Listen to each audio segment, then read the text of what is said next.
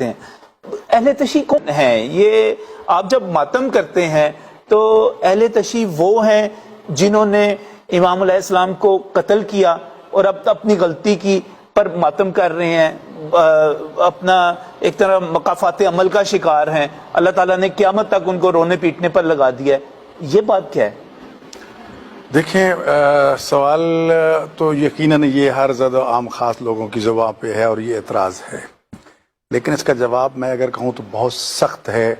مجھے بڑے احترام کے ساتھ ان چیزوں کو پیش کرنا ہوگا.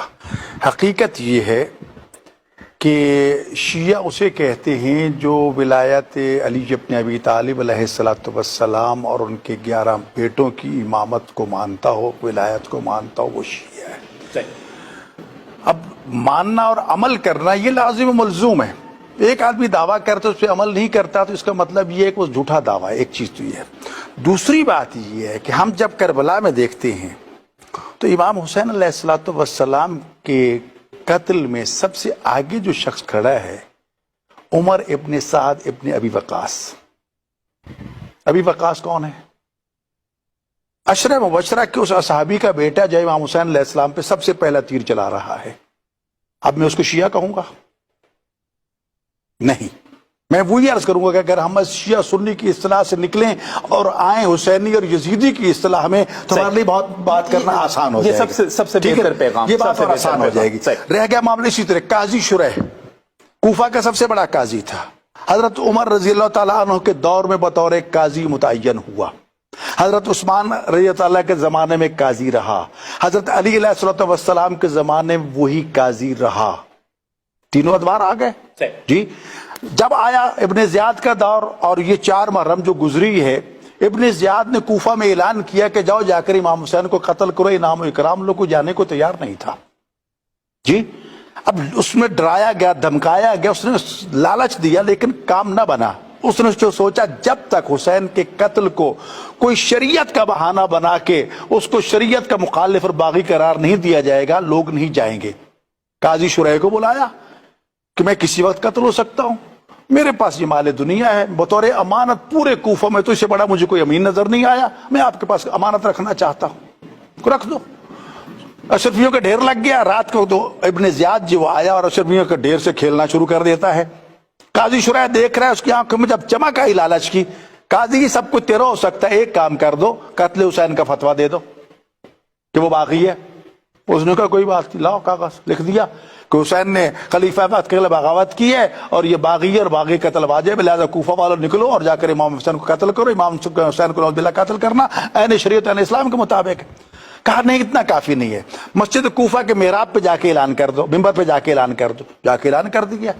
ادھر لوگوں نے جب قاضی شریح کی زبان سے اور تحریر سے یہ فتویٰ لے لیا، یہ حکم لے لیا کہ قاضی نے، جج نے یہ فیصلہ دے دیا نعوذ باللہ من ذالک کہ امام حسین باغی ہے اور اس کا قتل واجب ہے، لوگ دھڑا دھڑ کوفہ سے نکلے. ادھر یہ کیا ہے؟ خاسرت دنیا والآخرہ. ابن زیاد نے کہا جاؤ جاؤ تم کون ہو؟ نہ دنیا ملی نہ آخرت ملی. تو اس قسم کے قاضی شریح جیسے کردار آج بھی موجود ہیں. کربلا میں امام حسین کو قتل کرنے والوں میں کم از کم 18,000 قاری قرآن اور حافظ قرآن تھے. ہم ان کو کیا کہیں گے؟ لالچ دنیا، دنیا کے چند روزہ. امام حسین نے بار بار یہ تعارف کروایا کہ میں رسول اللہ کا نواسا ہوں، پھر انداز بدلا میں علی ابن ابی طالب کا بیٹا ہوں، پھر انداز بدلا میں رسول کے بیٹی فاطمہ کا بیٹا ہوں، پھر کہا کہ میں نے تمہارا کیا قصور کیا ہے، مجھے آزادی دے دو، میں سیدھا یزید کے پاس چلا جاتا ہوں. حسین علیہ السلام جنگ نہیں کرنا چاہتے تھے. ادھر اسی عمر ابن سعد ابن ابی وقاص کو رائے کی حکمرانی کا پروانہ مل چکا تھا، آرڈر ملا نہیں پہلے امام حسین کا مسئلہ حل کرو پھر جاؤ گے. نہیں چاہتا تھا جنگ کرے کہ نہ کرے.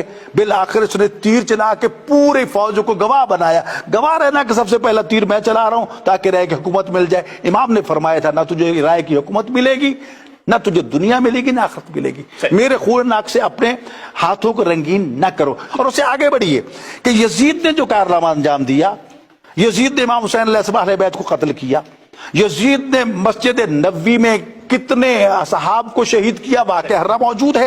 مسجد نبوی کے اذان و اقامت معطل ہو جاتی ہے، کچر گھوڑے باندھ دیے جاتے ہیں اور وہ مسجد نبوی کی حالت ہوتی ہے. उसके बाद खाना काबा सबसे मोतबर तरीन मुकद्दस तरीन मकाम पूरी मिल्लत इस्लामिया दुनिया के लिए, काबा को शहीद करने वाला यजीद का हसीन बिन नबीर सिपाही। तो ये किरदार सब कुछ देखने के बावजूद भी हम ये कहें कि इमाम हुसैन एक तरफ खड़े हैं इन चीजों को बचाने के लिए, मशवरे की बात आप कर रहे हैं। हजरत अब्दुल्ला इब्न जुबैर ने इमाम हुसैन को मक्का में मशवरा दिया था, तो आपने क्या कहा था? आप उस हदूद हरम से निकल के मस्जिद तनीम के पास, मंजिल तनीम के पास आकर बैठ गए थे। फरमाया अगर एक बालिश यहाँ से बाहर मैं कत्ल कर दूं मुझे और पसंद है, अगर 2 बालिश और दूर जाऊं तो और पसंद है, क्योंकि मैं नहीं चाहता कि मेरे खून नाक से ये जमीन अमन जो है तबाह बर्बाद दो। इमाम हुसैन काबे को बचाने के लिए खुद कुर्बान हो जाते हैं, मक्का छोड़ के चले जाते हैं। तो बात ये है कि ये कहना कि शिया कातिल थे फलां कातिल थे, ये बात नहीं है। तो लिहाजा बात वही आ जाती है, यहाँ फिर हम वो असहाब व गैर असहाब की बात से निकल जाते हैं। हुसैनियत और यजीदियत, हुसैनियत और यजीदियत, जुल्म, बिल्कुल सही।